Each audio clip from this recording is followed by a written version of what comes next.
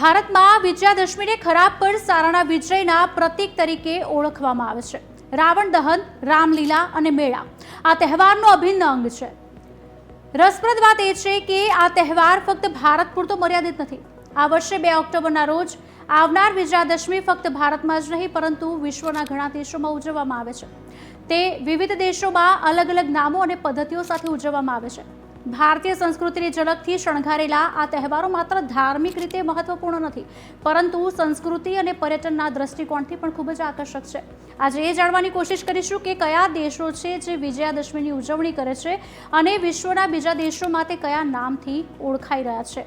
રાવણની ભૂમિ શ્રીલંકા રામાયણમાં ઘટનાઓનું કેન્દ્ર રહ્યું છે। અહીં દશેરાને વિશેષ રૂપથી યાદ કરવામાં આવે છે। જો કે અહીં રાવણને રાજા તરીકે જોવામાં આવે છે છતાં ઘણી જગ્યાએ રામલીલાનું આયોજન કરવામાં આવે છે। આ દર્શાવે છે કે રામાયણની વાર્તા અહીંની સંસ્કૃતિમાં કેટલી ઊંડી રીતે જોડાયેલી છે। મોરિશિયસમાં ભારતીય મૂળના લોકોની મોટી વસ્તી છે જેમણે પોતાની સંસ્કૃતિને જીવંત રાખી છે। દશેરા અહીં એક મુખ્ય તહેવાર તરીકે ઉજવવામાં આવે છે। વધુમાં રામલીલાનું આયોજન કરવામાં આવે છે અને રાવણના પૂતળાનું દહન કરીને વિજયાદશમીની ઉજવણી કરવામાં આવે છે। ઇન્ડોનેશિયા મુસ્લિમ બહુમતી ધરાવતો દેશ હોવા છતાં રામાયણ અને મહાભારતનો અહીં ઊંડો પ્રભાવ છે। ઇન્ડોનેશિયાની પ્રાચીન સંસ્કૃતિમાં રામાયણની વાર્તાઓનું વિશેષ સ્થાન છે। આ જ કારણ છે કે દશેરા પર રામાયણના દ્રશ્યો ભજવવામાં આવે છે અને રાવણનો વધ કરવામાં આવે છે જે સંદેશ આપે છે કે ખરાબ પર હંમેશા સારાનો વિજય થાય છે। અહીં રાવણ દહન પણ કરવામાં આવે છે। નેપાળમાં દશેરાને દશાઈન તરીકે ઓળખવામાં આવે છે અને ત્યાંનો સૌથી મોટો અને મહત્વપૂર્ણ તહેવાર માનવામાં આવે છે। તેનું ખાસ મહત્વ એ છે કે તે 15 દિવસ સુધી ખૂબ જ ધામધૂમથી ઉજવવામાં આવે છે જેમાં દેવી દુર્ગાની વિશેષ પ્રાર્થના અને પૂજા કરાય છે।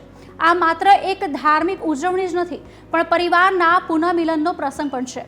લોકો એકબીજાને મળે છે, ભેટ અને આશીર્વાદની આપ-લે કરે છે।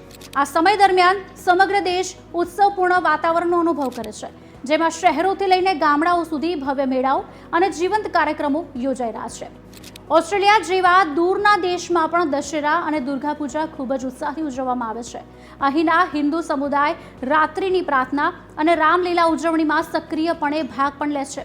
વધુમાં પૂજારીઓને ખાસ પૂજા માટે ઘરે આમંત્રિત કરવામાં આવે છે જે દર્શાવે છે કે વિદેશમાં પણ ભારતીય પરંપરાઓનું ખૂબ જ ભક્તિભાવથી પાલન કરવામાં આવે છે।